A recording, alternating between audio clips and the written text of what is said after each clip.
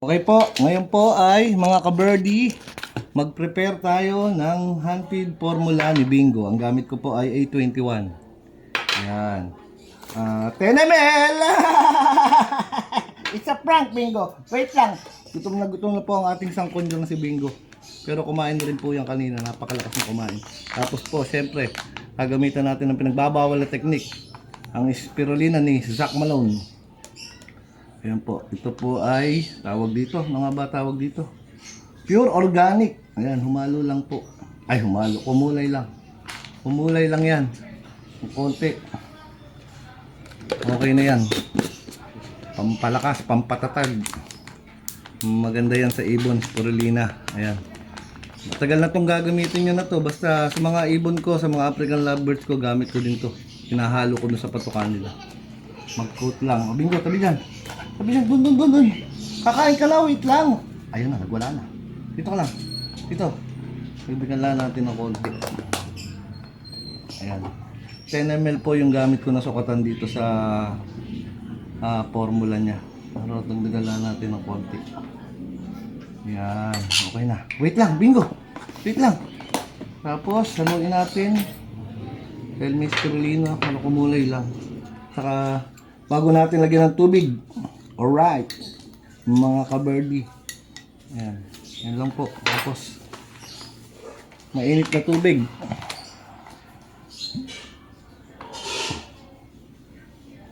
Saka lang, Bingo.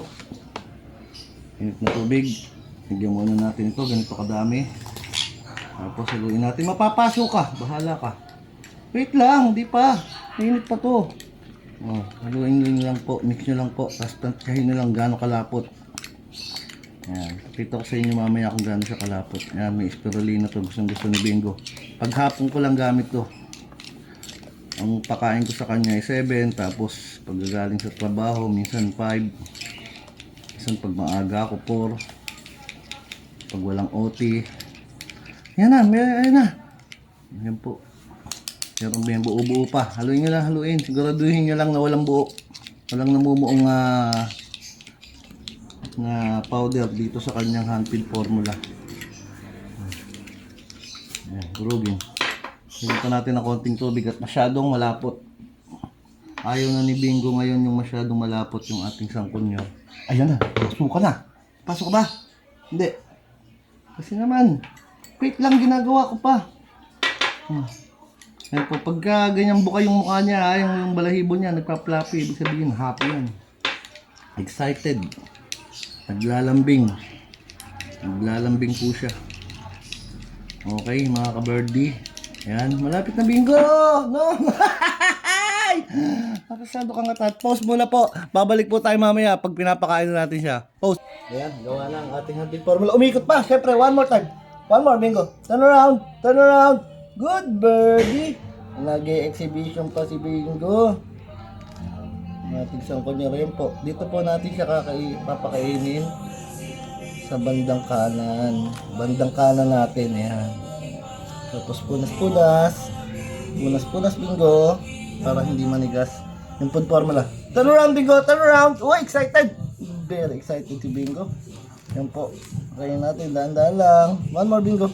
Pag nabusog yan, matigas na naman ang ulo niyan. Hindi na naman susunod yan. Ano, ito, sarap. May spirulina yan. Turn around, Bingo. Turn around. Good birdie.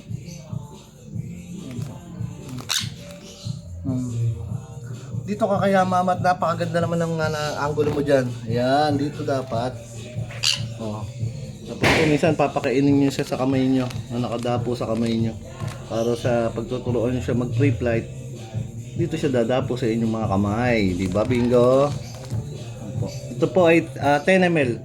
Minsan pagka gusto pa niya, nakaka 15 ml siya. Minsan pag may natira pa dun sa tinimpla ko, maya maya pinapahinga ko. Pagka gusto pa niya, pinapakain ko pa siya.